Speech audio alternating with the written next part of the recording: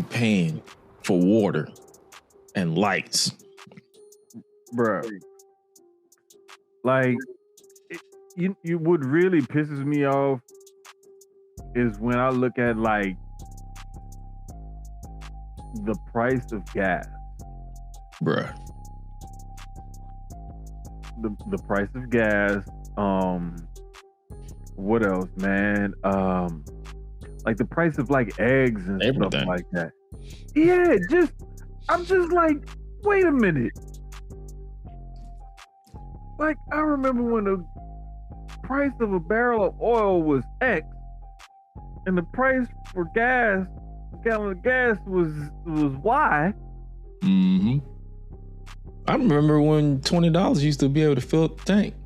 If the price of the barrel is about the same as it was back then or less, why am I paying 3 times as much for the same gas? It be pissing me off, man. Bruh, this, see, they're gonna make me get a sip early. I wasn't even ready to sip this early.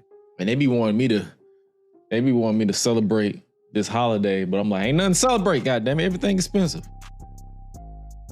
But, like, bruh, I gotta watch the fireworks that some other people put on. I can't even buy fireworks.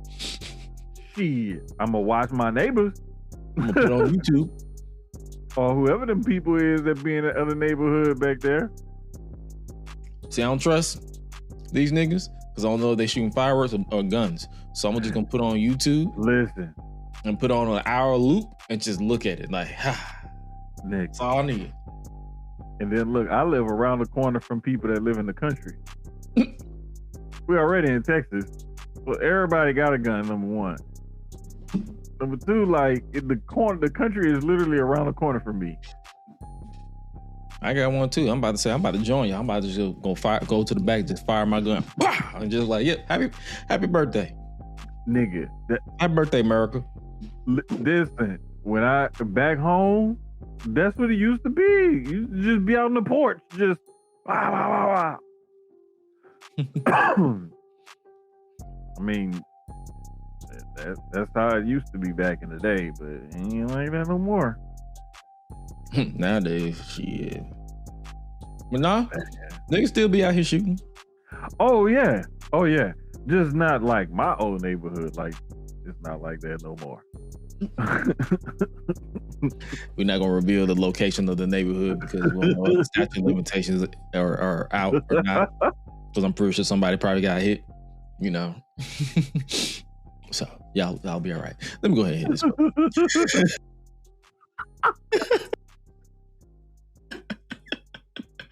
Let me go ahead and hit this button, goddamn. You are the cream of the crop. Cool kids step to the front. Cool kids, too sweet sign for the click. Gotta give the people what they want. Gotta get eradicate quick. Yeah, I'm like Seth with the outfits. Coming in hot, too live on your outlets. Running these streets like the prophets. Thank God for the new day, can't stop it. Jay Uso with the yeet. Eat, sleep, flex, and repeat. Whole new swag with the price on the tag like Javon on the young OG. Better recognize on the mouthpiece. See the power level gotta increase. Bringing content on the daily. Feeling like pressure unleashed. Greetings and salutations, ladies and gentlemen, boys and girls, non-binary powers, baby mamas, baby daddies, and everybody in between. Happy 4th for those who celebrate, and for those of you who don't, welcome to another Solid Aggression League podcast. This is episode 163 of the show that brings you good vibes to the best of our abilities. Joining you as always is the voice that does the most, the purveyor of mischief, Gresh.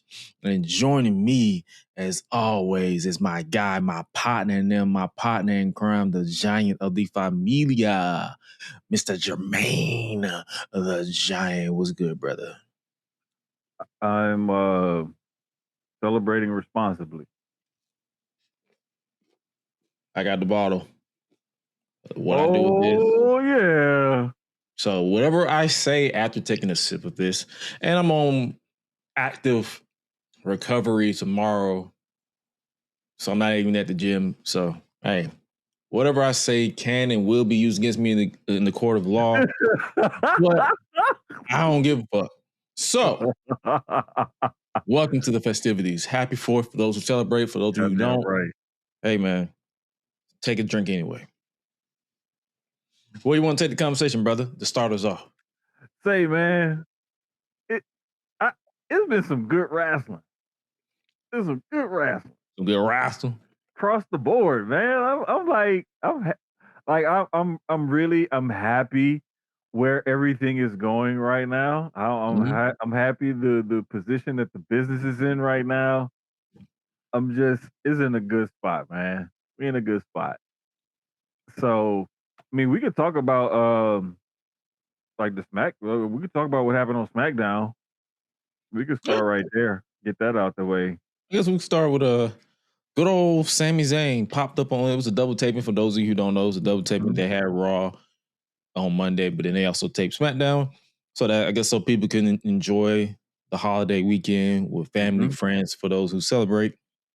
And we start off with Sami Zayn off the top celebrating his first world title reign on the main roster. The reason why I say on the main roster because some people count NXT as a world title, some people don't. I don't know. I don't care. But hey, Sammy's the world champion, and right out the gate, he was confronted by Cody Rhodes, and it's looking, it's looking like we're about to get a John Cena Rey Mysterio 2011 situation with Sammy's title reign. You feel like it's going to end soon, or you think they're going to pull something on Raw? Because this is the same company that did the same jump to Christian. Because I thought, I was having this conversation with Dwayne earlier, I thought that they were going to pull the Christian Cage. Remember in 2011 where they had him have the title for a week, or technically 2 days, because he won it on that Sunday and then lost it on that Tuesday during the recordings of SmackDown, and then he lost it to Randy Orton via tape delay. I thought they were going to go the same route, because I remember exactly where I was, because that was around the time I wasn't really as on social media, or I didn't talk wrestling on social media as much in 2011. And I remember I saw a picture of Randy Orton with the world title after. I was like, I think this is exactly around the time that I found out that SmackDown was taped too, because I never really paid attention to none of that stuff. So when I saw it, I was like, SmackDown happened already? Yeah, it kind of threw you off the very first time you came across that, huh? I was like, wait. You was probably like, when this happened? And it was like, and then someone, I think I had said, when did this happen? I think it was on Facebook or something. It's like, oh, SmackDown's taped. I was like, oh, this is a spoiler. So after that, yeah, nice little throwback thought, because I just remember where I was. I was literally at the crib on Facebook, and I saw Randy Orton. Someone posted a picture of Randy Orton with the world title. I was like, wait, SmackDown happened already? I thought it was on Friday. So, yeah, I thought they were going that route. I want to say they did the same thing with Kane that time when, matter of fact, it was he lost it a day. It was the King of the Ring when Mick Foley got thrown off the cage or whatever, because him and Stone Cold, him and Stone Cold were in the main event, and I believe it was like a first blood match. And it was some chicanery. The reason why, because I think I remember Kane was supposed, like he's like, either I win or I'm gonna set myself on fire. Right. Either I win or I set myself on fire. And Undertaker didn't want to see his little brother set himself on fire, so I think he like clocked Stone Cold with a chair. It was something like that. And then the very next night on Raw, they had a rematch. His title back from it. And it's funny. It's like you can tell that they booked most of those moments just for the moment, and then they're like, "Yeah, let's get back on track. Put the title back on." Right. So in this case, now, like I think I'm just been laughing at the fact that they have the world title from SmackDown defending on Raw this coming Monday in Chicago. I was like, brand split. Fuck it. Like, most of that stuff, I really don't care. Me either. It's like, it's just funny. But that one, I was just like, guys, can we please Be consistent. Please, like, can we add some kind of consistency? God damn. Why do we have the SmackDown World title being defended on Raw? Are y'all gonna have the Raw World title going over to SmackDown or something like that? Like, You want Roman to work 2 days? Brother.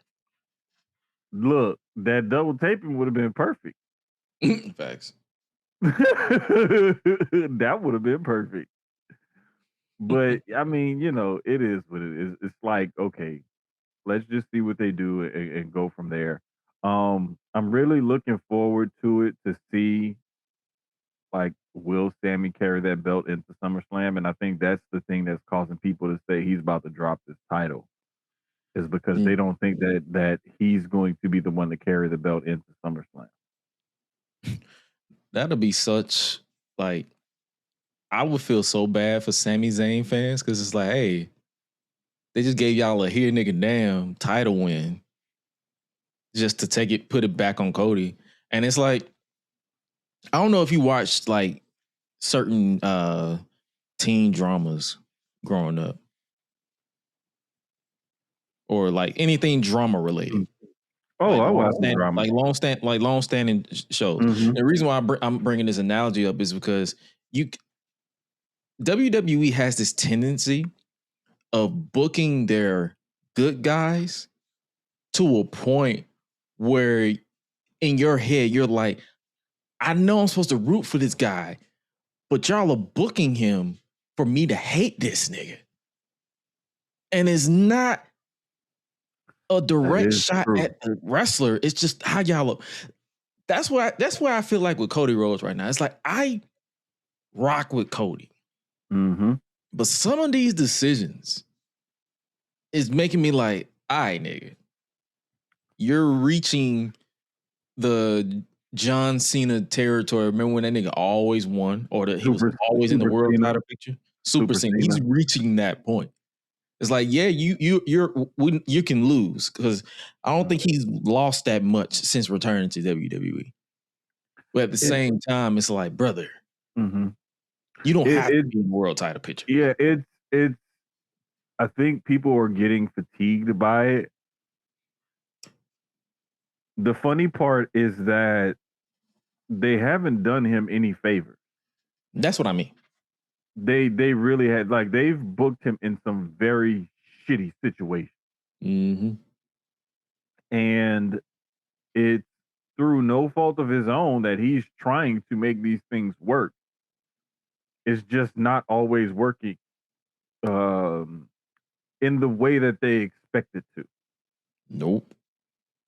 And so what you're getting is like you're starting to get that pushback because people are like, damn, like if this is what they're going to give us, we don't want it. And I think that's where WWE is at with Cody right now. It's like, yeah, like this is what we want, but this isn't the way we want it presented to us. It's almost like, like you get a chicken. Mm-hmm. And you could do a million different things with that chicken. You can cook it all kind of ways and use all kind of seasoning, spices, whatever. Like chicken is one of the most flexible animal-based proteins like you got out there, as far as like options about what you can do with it and whatever. But it's like, okay, if you pan sear this chicken with some fajita vegetables, some seasoning or whatever, what if I didn't want pan-seared chicken with fajita vegetables and fajita seasoning? What if I wanted like smoked chicken? What if I wanted fried chicken? What if I wanted baked chicken? Like damn, like maybe I didn't want it cooked like this. Damn it, I wanted chicken. I just didn't want chicken this way. That's where WWE is right now with this Cody shit. And it's gotten to the point where I see people's frustrations. I'm not like frustrated or upset, but I'm annoyed. But it's getting annoying right now. Right. And that's where I'm like, come on, man, y'all gotta do better than this. Like you can't continuously give this man shit and expect he gonna keep making shit sandwiches out of it. Eventually it's gonna run out. And eventually, you're gonna produce maggots. It's like you're gonna have a stomach ache. It's not gonna be good. You're gonna be on the toilet. Yeah. You're gonna be pushing out shit salad. So it's like, bro, I be frustrated with it because like I get where people coming from and stuff like that. Like I get it. However, what I do not get is like sometimes just the irrational hate that some people have towards Cody. Oh yeah. And it's like That's across the board. It's like the same thing with like LeBron or whatever. And I'm like, did this person touch y'all inappropriately or something? Like, did they steal your girlfriend from you in front of your face or something? Do they owe you money? Like, did you make a bet on this nigga and you lost and now you just hate this nigga forever? Even if that's the case, at least be upfront about it. Don't guise it under the fact that this, like, they try to throw numbers in your face, like, the crowd participation is lower than normal. This, that. I'm like, you are not in management. You are not owner of this company. You should not give a fuck about crowd participation or crowd reactions. You should be consuming shit as if you're watching this for yourself. You are not in wrestling. You are not a wrestler. You're not a booker. You're not a promoter. You are a fan. Bruh, and I really like when people get that irrational like reaction to things. Mm-hmm. I'd be like, you know what? You should really relax. And I'd be like, you know what? This conversation is over. Yeah. Like if this is like your escape from reality or your hobby or whatever, I'm gonna suggest you find a new one because it shouldn't create those kind of emotions inside of you. Like I'm gonna need you to heal whatever part of that inner child that has not healed that's causing you to act out like this as a full grown ass fucking adult. Go pray. Yeah. Go to church. Like and the thing is, I'll be honest, is different when you get shit like when certain stuff, some of this stuff gets to be a point where it's like it's personal or is attacking like somebody that I'm cool with or whatever or something like that, then it's like, okay, I'm gonna react a little differently. Cause I'm gonna be honest, I'm a real nigga in every sense of the word. And I don't mean that lightly. So like when you start messing with my people, then it's like, hey, be careful. Be careful with what you wish for. Cause like, you know, but nah, man, it's just I don't know, but people be really weird about it. That would be cool. Boy, you know, if they did that, that people would be pissed until the bell rang. Well, I'll be pissed until the bell ring, and then when Johnny started kicking out unprovoked of moves that should put him away, then I'm gonna crash out a little bit. See, but that's the thing that I like about Johnny, because Johnny will get the shit beat out of him from pillar to post, and he'll have at least one or two of those little like Johnny Gargano where it's like at 2.8975, this motherfucker gonna kick out, then he gonna roll over and like hulk up or whatever. This took me that literally. I just had flashback to that Adam Cole and Johnny Gargano match. I think it was either 2 out of 3 falls, or I think it was the 2 out of 3 falls one, where Adam Cole hit his finish, then Kyle O'Reilly and Bobby Fish hit their finish, and then Roderick Strong hit their finish. Cole hit his finish again, and Johnny still kicked out at 2. Say, bro. I said, "Hey, bro, like I need you to lose." He got to the point like, "Hey, bro," I was like, you know how you be like 1, 2, all right, bro. Like, all right, bro. When you watching the match, you be like, all right, that's it, and then the motherfucker kick out. I'd be like, all right, you be like, all right, take it home. Take it home. Okay. When you see him do it again, be like, all right, goddamn it. Like after that second time, it'd be like, you just stare at the TV, like, listen, you may not have, but you got nieces and nephews. You know how that shit go. You be like, hey, I told your ass to stop. Yeah. Then you look over there, they do what the hell did I just tell you? Mm-hmm. That's where you be at. You be right there ready to crash out and get the spanking and yelling and everything else. And they just be like my nephew will try to hit me repeatedly. Then I grab his arm, and then now he's going flying because I grabbed him by his arm. Like, didn't I tell you to stop hitting hell me? yeah. Exactly. And then he look at my brother, and my brother be like, he told you to stop.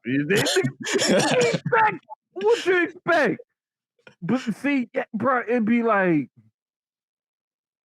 it's like, we need to like sometimes that you need that though. Yeah. And there's sometimes where that type of behavior and treatment is called for. And like during those times, I think like they was just trying to tell that story about how Johnny wrestling, he won't give up and this and that. And it's like I think they told those stories very well, but sometimes you may look back at it and be like, all He right, didn't now need to did kick we out that really bitch. need all of that? It's like it's We Johnny Gargano, really brother. need all of that. Like this Johnny Gargano, he's $150. Like, let's stop. It's like, wait a minute. And then you look across the ring, like Adam Cole about $180. Yeah, exactly. Kyle O'Reilly, like he may be 190, 195. Like, Right. come on, man. Like, brother, y'all don't need all that. And I think what always eventually irritated me about the whole kick it out or finish stuff is the fact that they was doing it in the opening, in the middle, and the main event. I feel like stuff like that, this just to risk sounding like that old head who be like, well, actually, you should do this. It's more so I feel like stuff like that should be reserved for the main event. But it has to only, and even when it's in the main event, I feel like it should be limited. Like you should not be kicking out finishers after number 3 or number 2. Bruh, and the thing is, man, like there's certain things like when you structure a show, like how you want it done. You know what I'm saying? And you want to take people on that roller coaster. And that's why the curtain jerker or the opening match is sometimes just as important as the main event. Right. Because you got to set the tone. And so like back in the day, like what Gresh is talking about, like wrestlers would be like there's certain things like certain wrestlers would do on the show. There's certain things like certain wrestlers would do on the show and make sure like they wouldn't do certain shit if guys later on in the show, especially in the main event, were doing it. And that era was one of those things where some of that was just completely thrown out the window. Like, nah, we got to get this shit in, no matter what. And it was up to the people in the main event to like take it to a whole nother level. And I think what started happening was it was like there was too much top that, and not enough regulation on the structuring of things and trying to top that. Like everybody doesn't have to try to have the match of the night. Like sometimes we just need some of y'all to just go out there and just put on a solid match. Get your character over. Right. And then get the fuck out of there. Hit your time marks, get your character over, get the fuck out of there. Like that's what we need some of y'all to do. And unfortunately, like I should not be seeing, because it's like there's only certain disbelief I can suspend. It's like I should not be seeing Darby Allin kick out of a tombstone over on top of a steel steps.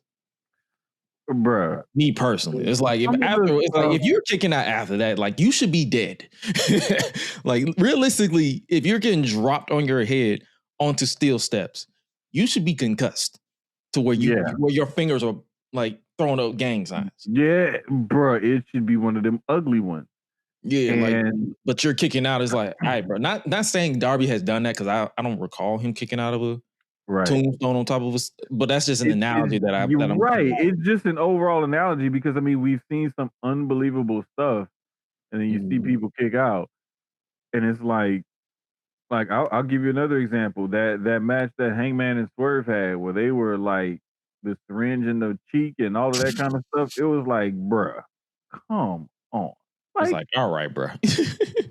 Like, how far do we really have to go? Like, come on, guys. But nah, it's like when they put it all together, you get a really quality show. But it's just sometimes like I think AEW has been guilty of it more than WWE lately. Because they want to be the wrestling show, and it's like, yeah, that's cool and everything, but it's like, again, every match on the pay-per-view doesn't need to be 10 plus minutes. Nah. And every match doesn't need to try to get the 4 or 5 star rating. Like, there's sometimes when you're gonna have some fun stuff. There's some room for some violent stuff on the show. Mm-hmm. Some room for like some real graps. And then there's like, like the main event, and like we're gonna tell this story and everything. But like when you start to get too much of a good thing, it becomes a bad thing. Even like I love to drink water, but if I drink too much water, it's not gonna be good for me. Yeah, you're gonna drown eventually. Thank you. Yeah, and that's even with the libation. You see, I took a sip, but I try not to drink too much because once I start getting a little too dizzy, then this show is going off the rails immediately. So it's like, so I just like I'll throw like if I'm out with the fellas, I'll give me an old fashioned. I prefer the one that smokes because I feel like when it's smoke compared to just a regular old fashioned, it's a different taste to it. There definitely is. So I'll give me an old fashioned, give me probably some wings and some fries, and I'm straight. Yeah. And also, obviously, I have a glass of water right there because one thing it's like, especially when I'm out and I know I got to drive, I need water. But nah, man, it's but yeah, I understand. Like, I feel like AEW has found that balance when it comes to everything on the show. It's just the timing that some stuff need to be trimmed. Yeah, and I love the way they do things over there when they come to their pay-per-views and stuff. It's just sometimes like the whole Mark Briscoe gets the world title shot, and I want to do it Wednesday night. Bro, it's Saturday. We just had the pay-per-view. Can we give it time to breathe? And ain't MJF still hurt? Like, what are we doing? That man. I don't know if it was a serious injury because that brother was taking bumps in the cage, and he was going crazy on Wednesday, and he's wrestling Kenny next week. And I'm like, like there's a certain thing about you're gonna ride the horse that brung you to the race, but you don't want to ride it into the ground. Nah, I get that. And I think sometimes like that's the problem that bookers have. They'll go back to the well one too many times with something because they know it works. I'm glad you said that because I saw a report from False Finish, and they said that something that's been ran into the ground for the past 6 years, the bloodline is not ending until way past after WrestleMania next year. It's gonna keep going. Say, man, I threw that lob up for a reason because like I blocked somebody's shot and I saw Gresh taking off up the court. And because I'm such a great passer, like I was able to throw it right up there perfectly at the rim, and he just caught it and went home with it. But here's the deal. Sometimes you got them things where you're going back to the well yet again. But I mean, if the well ain't empty, might as well go back to that motherfucker. And the thing is with this storyline, people love this shit. And they buy the merch and they tune in and they're invested. And they throw the ones up. And they're even selling fake Ulafalas. Like, this is a cash cow for them. So whether we like it or not, it's here to stay. Listen, man. Listen. money. It ain't my money. It ain't coming to my pocket. Go make your money. But if you're gonna do this, switch up the characters a little bit. And the reason why I said this because I was also having this conversation earlier, and it was like their problem isn't with the bloodline. It's the fact that it's literally the same story that they told in the beginning, minus Paul Heyman. Roman's the world champion. His first title defense was against his cousin, and he beat him into submission. And now we're back to, oh, you're going to be the errand boy for Roman. You're going to be this for Roman. You're going to go handle this business, get Solo in line. And it's like, we've done this before. I said this, I said, they keep mentioning elders. Why don't they bring elders to kind of like expand the universe a little bit? Like, hey, Roman be like, you know what? I'm busy with this world title. Jacob, go hit up your father. He's an elder. Bring the Tonga kid back. Usos, y'all really not locked in. Go hit your daddy up. Let them do a little side mission. And then occasionally come back together. Like, give me something. Expand this universe. If you're going to stuck with you for another year, expand the fucking universe.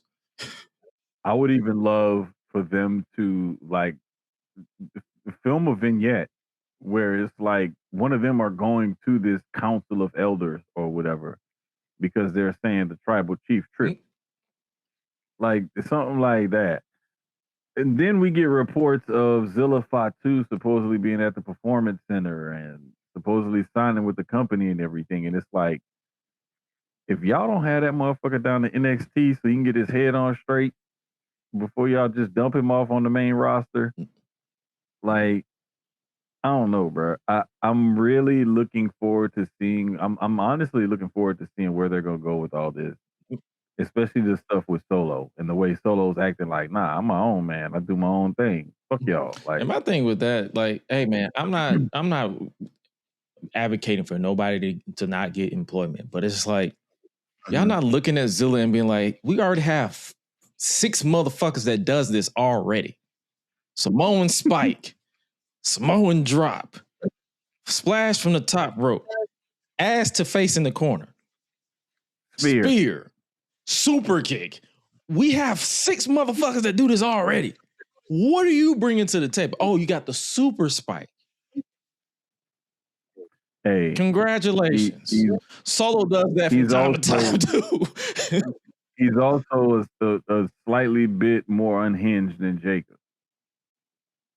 So it's like, we got, like, it could be one of those things where it's like, maybe this is Solo bringing in another unhinged member of the family to help him fight off Roman and them or whatever. Whatever it is, bro, I want to see where it goes. I want to see how they do it because I can see the subtle differences and be invested in the story still. Like, the whole thing with Jacob and Jay. Like, Jacob isn't technically a right-hand man or whatever. He wasn't named a right-hand man or the next, in line for the Ulafala to be the tribal chief like Jay was.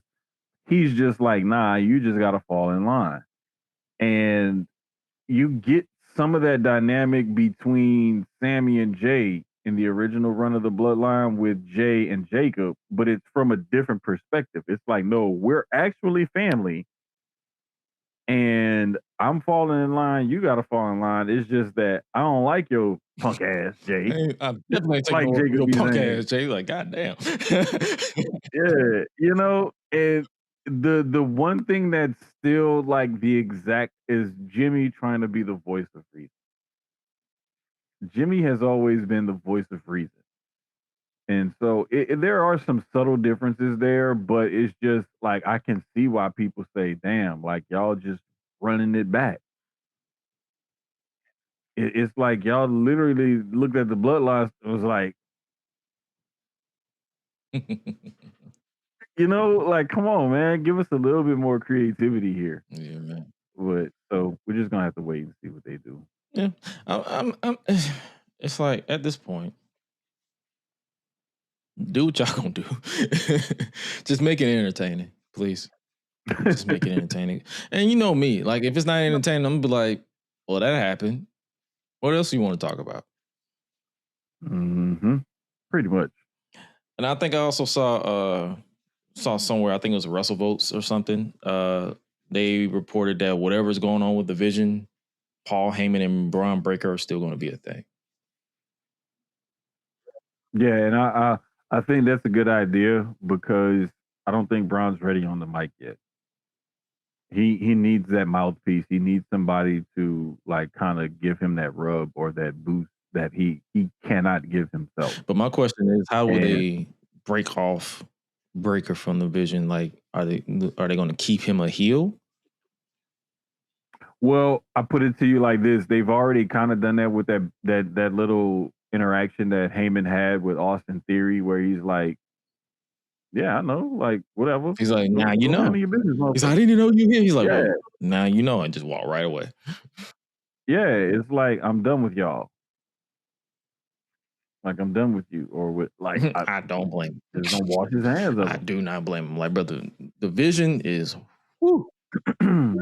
It's like in Toy Story where the kid was Andy was like, I don't want to play with you anymore. Hell yeah. Amen. That's what Heyman did. That's Heyman, period. Like so, hey man, I'm interested to see the direction of everything that they're going. So to take a little break, in honor of not really a break, but like a little break from the main conversation, in honor of 250 years of America. For those of you who are wrestling historians, this is for you. I just put out a little thing where I was like, hey, who do we consider the top 5 or just top period? It don't have to be 5, it could be 3 U.S. champions in wrestling history between WCW, WWE, and I guess you can count NWA? Or does that fall under WCW?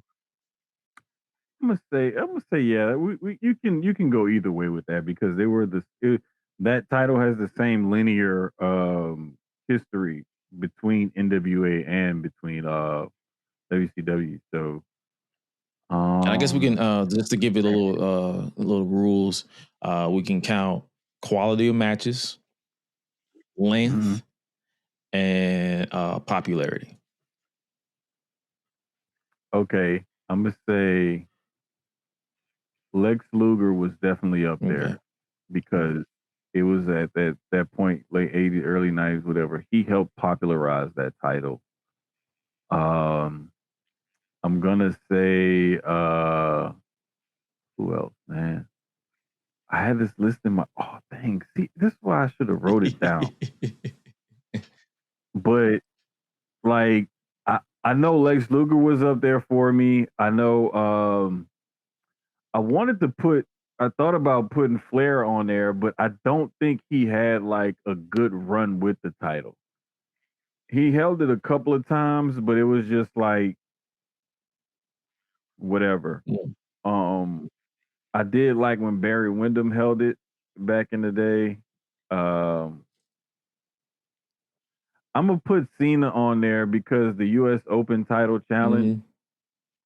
He really that's when he really started giving back to the business itself. Like that's when he started locking in. Bruh.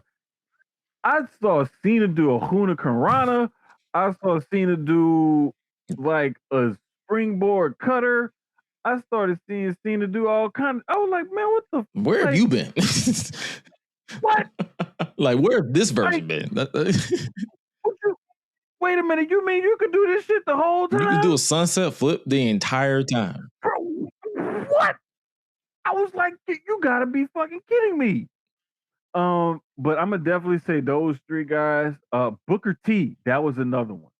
Booker T for sure, because that U.S. title, those U.S. title runs that he had showed them that he could get the big title and actually run with it. And they eventually end up put the big title on it because of what he did with the U.S. title. Thanks. So I definitely got to put Booker in there. Oh man, I'm trying to think, man. But I know those 4 guys for me for sure. Because I remember what Booker did and how he elevated that title and got himself into the main event picture by what he was doing in the US title picture. Cena for his work elevating the title. The thing with with Lex Luger had that title because they didn't, like, he wasn't main event ready, but it was like he's a great body guy. Right. And he was like your prototypical, 280-pound Adonis, chiseled Adonis from back then. He's somebody you put out there like when you need to fill time, but also know he's going to keep everybody's attention. Right. And the crowd's gonna be into it because he's a big, strong dude with all these muscles popping out from everywhere. He's gonna throw somebody around the ring and hit a few poses and get them going. Barry Windham, just because that one of the best, like, as far as crispy quality matches, technical wrestlers there ever was. Very underrated in history, in my opinion. Like, it was.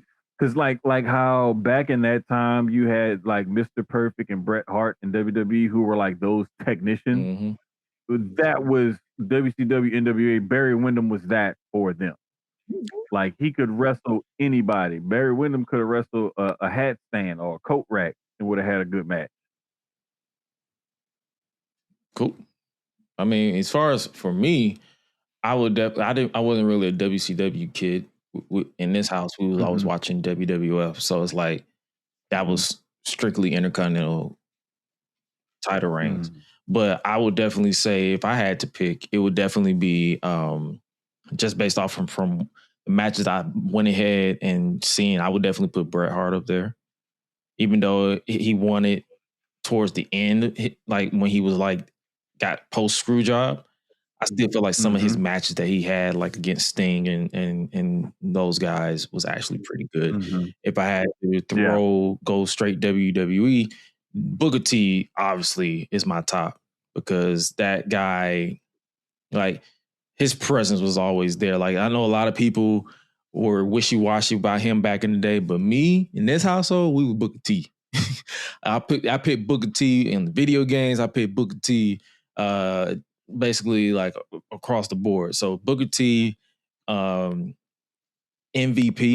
at one point was like my top guy. Like the entrance itself sold me. I'm like, yo, let's do it. Yeah. His rivalry with Matt Hardy, like that joint was entertaining. Like the basketball, the arm wrestling stuff like that. It was fun. Like, I know a lot of people want wrestling to be all about the grabs, but it's like the side missions was always caught my attention growing up. Even to this day, like if you're entertaining, you got some side missions and it's just entertaining and it's not cheesy or not cheesy, like cringy to where I'm like, ugh, that sounds forced. Like, if it comes natural, you got me. So stuff like that. So yeah, definitely Bret Hart, Booker T, MVP. I gotta go with you and put John Cena up there because that, like, his matches with Sami Zayn, Cesaro, I believe Kevin Owens as well. Like that, that basically reestablished people's love and respect for John Cena because they hated that man. And I was one of them. I was a big John Cena hater back in the day. So because I was just like, bro, I'm tired of seeing this nigga win all the time. But that him taking a break from the world title scene definitely helped. That's the reason why I feel like Charlotte Flair taking a break from the main world title picture helped her a lot because people was just tired of seeing her in that picture. And I feel like that would help Cody as well. Like, he needs to take a break at some point. Like, I know he's your top draw, but at some point you're gonna have to give this man a break. And if I had to throw in a fifth one, even though I hate how his life ended by his own choices, I probably have to throw Benoit in there. Because before everything that happened, he was, and I think I've said this on the show, he was my guy. Like, he was one of my guys, like, in ring. I was like, yo, this is my guy. Like, this dude is intense. And then obviously afterwards, I'm like, ooh, I can't praise your ass. Yeah. So no, that's a solid ass list. Cause like, bro, like I forgot about like the stuff with MVP and things like that. Like I was like, oh shit, you right, bro. He did have a dope title reign and kind of helped, at the establish time, I that think he was title the further. longest reigning U.S. champion. Yes, he was.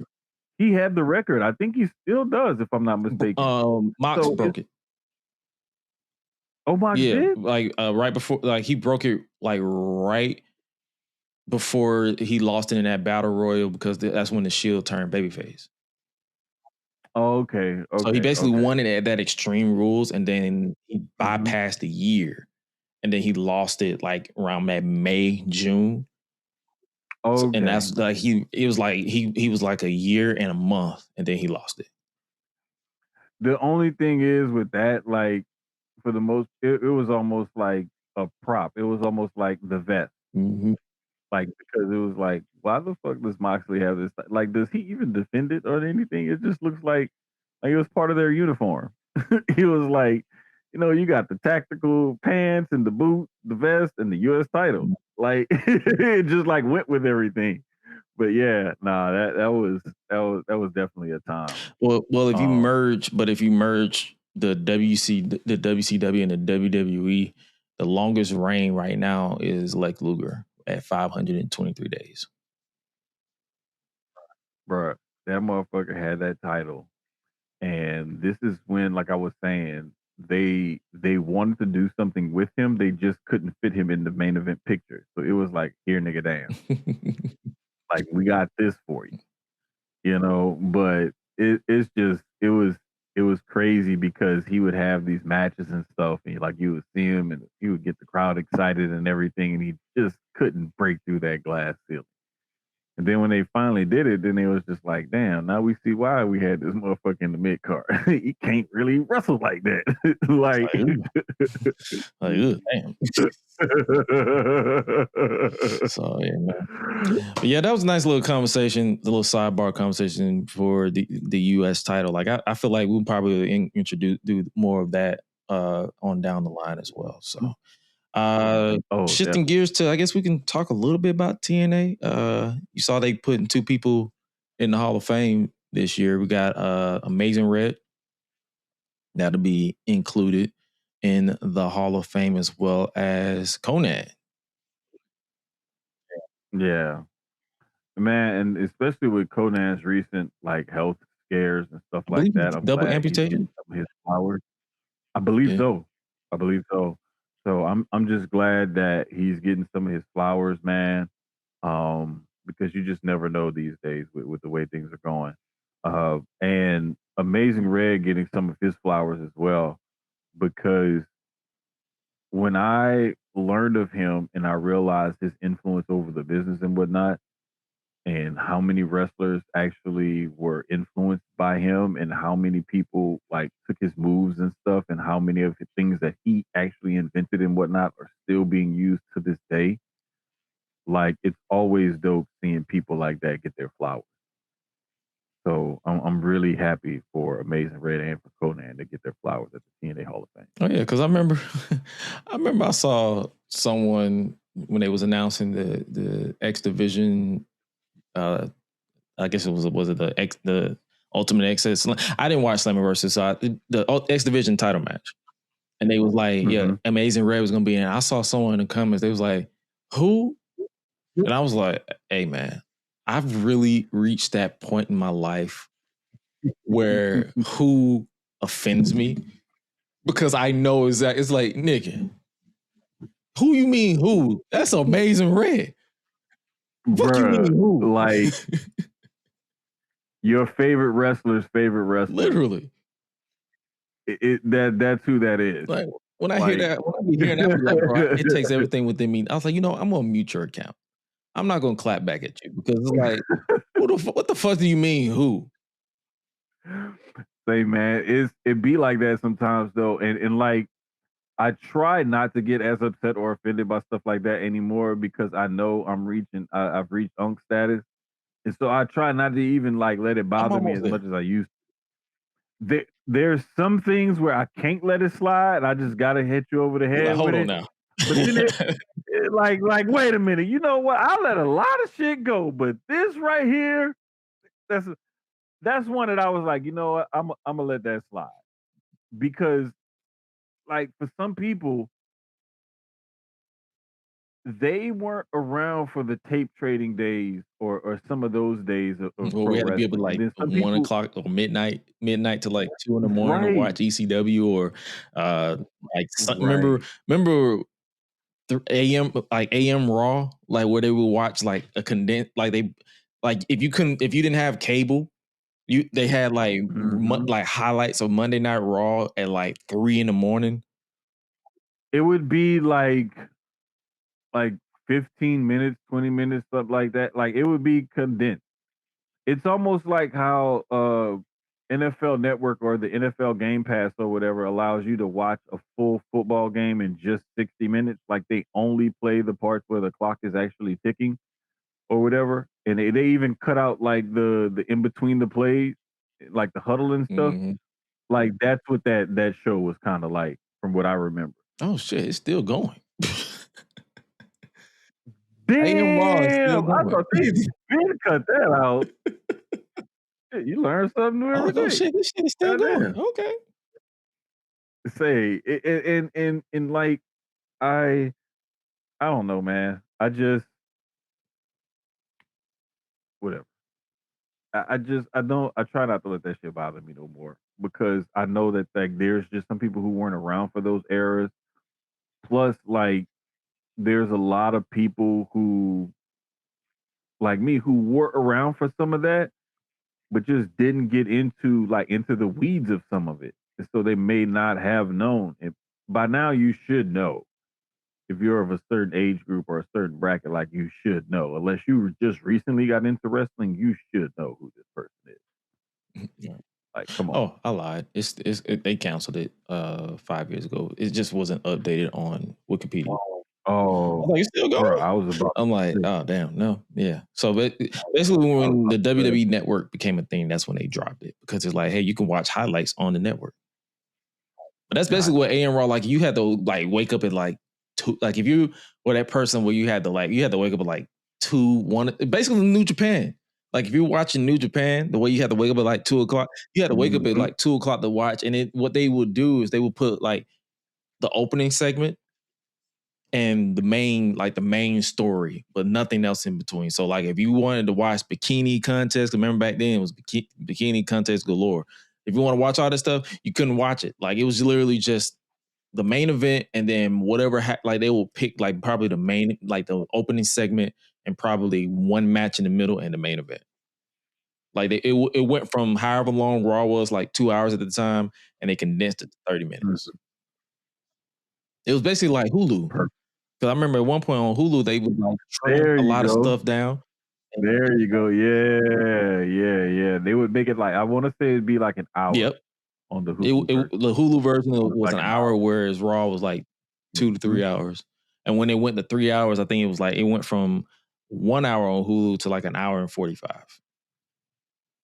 Oh, okay. So they added 45 minutes to it. So yeah, but I guess the last thing we can talk about here is AEW Beach Break. Basically so far the card itself is Jericho versus Tommaso Ciampa. Don't care. We have the AEW International Championship between Konosuke Takeshita and Kyle Fletcher, Proto Star. And then we have Maya World and Athena in the number 1 and number 2 spots, respectively, for the Women's Casino Gauntlet, where the winner faces the world champion at Redemption. And for those of you who don't know the rules, it's basically over the top until we get to the final 2, and then it's whoever wins by pinfall submission is the number 1 contender.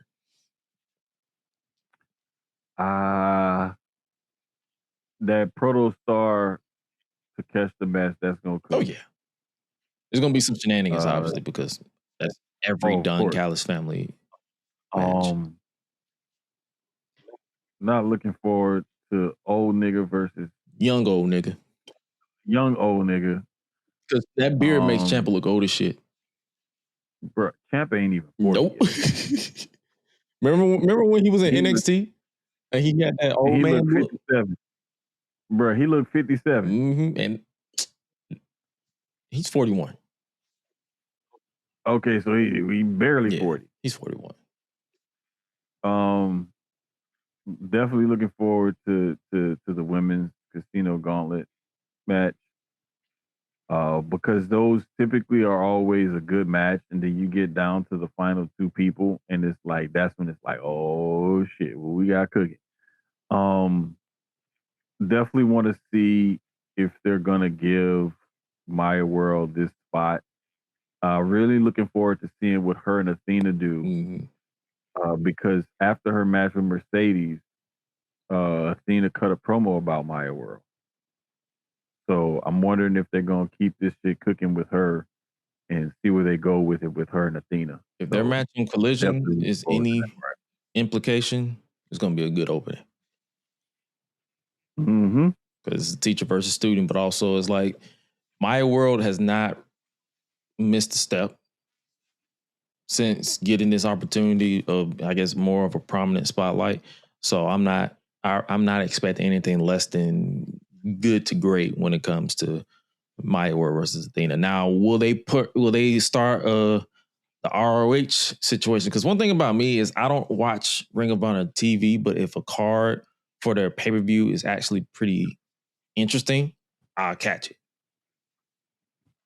Mm-hmm. So, and if there's ever a time where they have a pay-per-view on the time that this goes, we'll either go earlier or go after, depending on the time. Because let's be real, if it's too late, you just asking for trouble. Brother. Or we just go preempted. Like that's the thing about this show being on Saturdays too. Is like if we miss a week, it's not the end of the world. Right. But yeah, and then obviously we have. I wonder if we're gonna get any returns or surprises for this gauntlet. There always seems to be that, so I'm imagining so. I just don't want to, like, again, setting those expectations and not setting yourself up for failure, and not like, you know what I'm saying? Sure. Not like getting there and being like, oh man, I wanted such and such, and I thought this was gonna happen, and now I'm mad. Me? Never that. That ain't us. But you know, the rest of the wrestling world, we're gonna have to hear they griping and complaining about shit. Like it was one person I had to legit mute because every time they was like, why did they do this with this? And I'm like, are you booking the show, ma'am? Are you fucking booking the show? Bro, I just be like, man, have a coke and smile, shut the fuck up. Brother. And then obviously the main event will be for the World Championship. If Kenny Omega loses, he can never challenge for the World Championship again. They reference Cody, now, Hangman. Here's my thing. Is it never challenge for the title again, or never can't challenge for what MJF the Cody and Hangman situation. Never again. Oh, shit. And it's like, I think I said this on Thursday on Enemies. If you haven't tapped in on Thursdays, we talk about it immediately. Basically, I've had time to sit on whatever I said on Thursday, and I'm reiterating that. It's like they love booking themselves into corners. But then again, and then I think I asked that question. I was like, so what do you do if Kenny loses? But then I looked at the roster that they have, and they're fine. They would be fine. But then again, you as a booker should never not book Kenny Omega as a world champion or in your world title scene. At least in my opinion. He should be one of those people that can seamlessly go in and out of that main event picture, that title scene picture. Mm-hmm. And that's a plug and play type of thing. Like that's one of your aces in the hole. Right. That's one of the aces in the holes that you have that you should always keep on deck just in case. And for you to basically put yourself in that situation on purpose, it's foolish. But I mean, hey, I've been doing it 3 times. Like the Cody one that was just Cody being Cody. But Right. The Hangman and now Kenny is like either, and I said this, either have a screwy finish where Kenny wins by DQ or something and do the rematch of redemption, or just put the title on Kenny and have him walk into the pay-per-view as champion. They got to do something. And I just feel as though these type of situations shouldn't happen. Nah. And we shouldn't be subjected to these stipulations that have such finality or whatever. Because if it's like this and he loses and you want to put him back in the title picture, now you got to find some kind of way to explain away going against that stipulation. And why even book yourself into that corner, like you said, when you can just not have that stipulation? Not at all. At all. It's like, brother, I'm not the booker, but at the same time, whatever outcome you book yourself into, just be ready for niggas to complain. But it'll still be a fun match. Like I feel like Beach Break. I think Grammy either said it or someone reported and Graham told us. But I think they're going to actually be in an arena with the beach, like WCW vibes. Man, I believe it. That's what I'm saying. I'll believe it when I see it. But then again, I said the same shit with the golf course, and it went crazy with that. Like that visual was actually nice. You know that they did. So I wouldn't be surprised either. I'm having a hard time visualizing what that's gonna look like, and I don't know. Facts. I we'll just have to wait and see, I guess, like with everything else. But like AEW does these little TV special pay-per-view light type of cards, and I hope that we get some good stuff, but I also hope that we see some things advancing. I wouldn't mind seeing them put the title back on Kenny Omega. I wouldn't mind them going into Wembley and making it a triple threat match. If you want to have MJF still a part of that scene. MJF is going to keep using that stipulation until all the AEW originals can't compete for the title anymore. That's an interesting concept. That would be interesting. Just use it on all the ones who've been around since day one. And it's like, who else the fuck you gonna have? Just the New Japan guys? You got the Bucks and Jay White. I don't even think Jay White was there from the get-go because he was still over in New Japan. That's what I'm saying. I'm like, if they go that route and they basically get rid of all the originals where they can. Oh, you mean who he has to fight again? Oh, okay. You got Jay White. You got Kyle Fletcher. If they want to go that route. Kevin Knight. Yeah. Takeshita, yeah. Okada. Like pretty much all the New Japan guys. Because when you think about it, Kyle came from New Japan too. When Aussie Open. Yep. So damn. Hey, that's what I'm saying. Hey, Mark Davis, shit, fuck it. Go ham. Blackheart, Leo Rush. Fuck it. Bruh, that dude, I gotta get more into that character because like the little bit that I've seen and know of, I think it's fucking hilarious. The fun thing is it's a tweak on the original version that he had, because I remember when I first heard of Leo Rush and people was just pissed at Leo Rush, and I was just like, what are they pissed for? And then I saw the video, because I don't know if you remember, it was a video where he took a bump off of a ladder through a table and he popped right back up.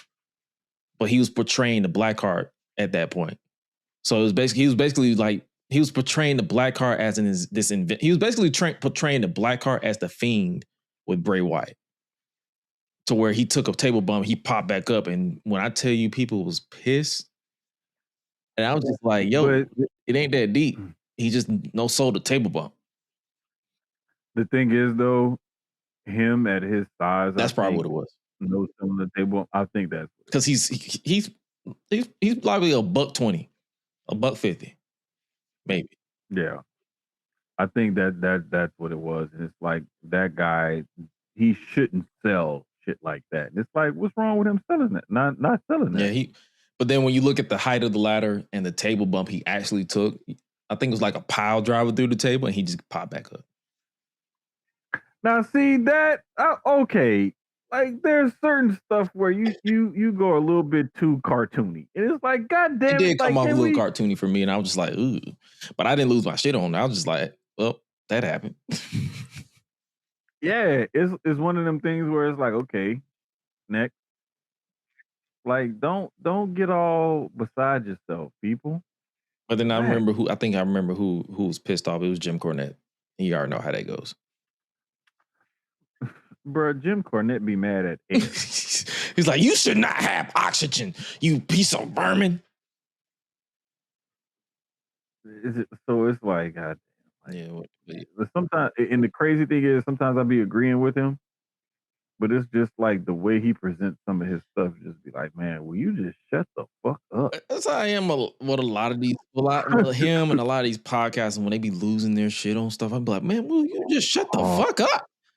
Damn. Bruh, like, I grew up in that era watching Cornette and them in the 80s and all of that kind of stuff, but it's like I can still appreciate the shit today for what it is. Like there needs to be a balance. Everything doesn't have to be the same way it was back in the day, because if it was, like, there'd be a lot of fucked up shit still going on. And while there may be a lot of fucked up shit still going on in this world and this country in particular, like we don't have to subject ourselves to those type of things and to that type of like everything doesn't have to stay the same and everything doesn't have to be like the way it used to be. And it's okay for things to change and evolve and grow and advance. Like that's okay. And everything is going to be okay. And every time people think they're killing the business finds a way to somehow bounce back and be bigger and better than it ever was before. For sure.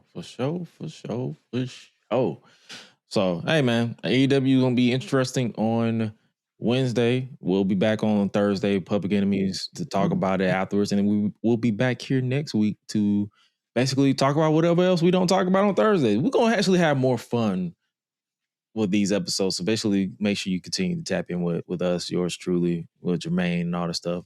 Before we get up out of here, so you guys can enjoy the rest of your 4th of July weekend, Song of the Week. Y'all know the vibes, but we just basically like let y'all know what our vibe and our energy is when it comes to the music that we listen to. If you're new around here, scan that QR code to follow yours truly as well as Jermaine as well.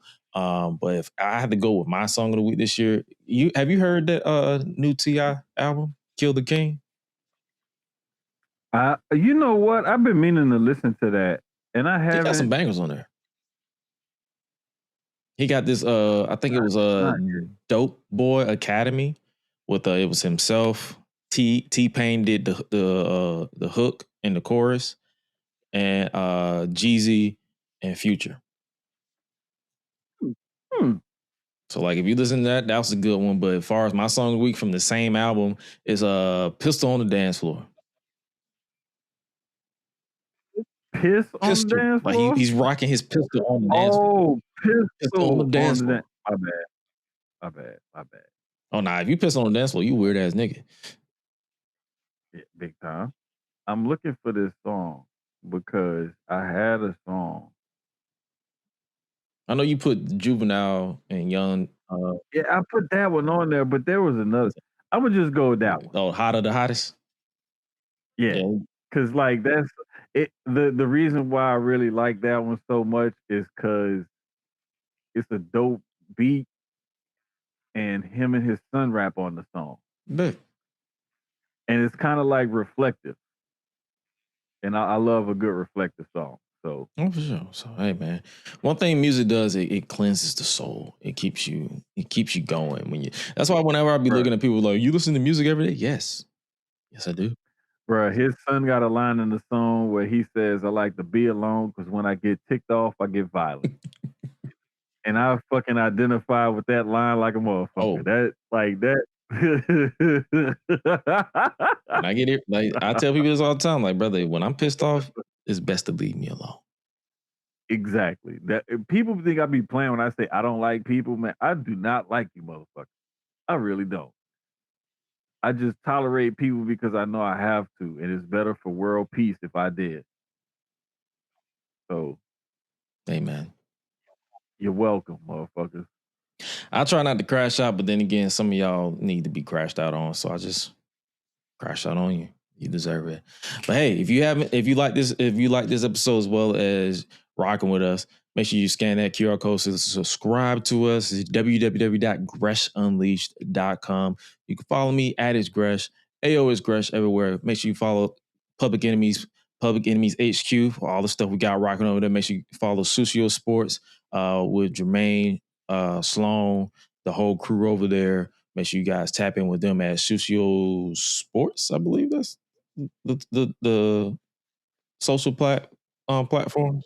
Mm-hmm. And then make sure you follow at the _Jermaine or hit up solo.to/Gresh, solo.to/the Jermaine. So you get all of our respective links. And we'll catch you guys next week on another installment of the Gresh Unleashed podcast.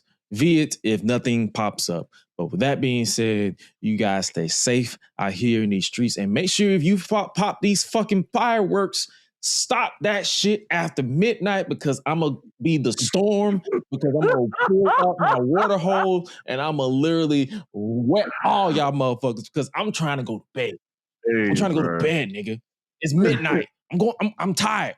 I want to hear pop, pop, pop. Like, I'm going to get my gun and now I'm going to shoot at you. And now it's going to be a whole problem because I'm thinking somebody's shooting, but y'all want to shoot fireworks at midnight and rock my whole goddamn house.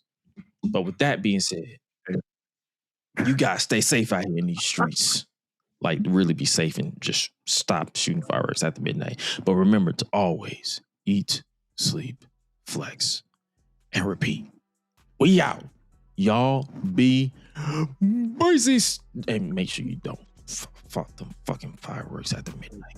Hey, keep popping them fireworks. I don't give a damn because I work night. No, don't listen to them. Fuck y'all. Entertain me while I'm up. God damn it. His house. Not mine. His house. God damn it.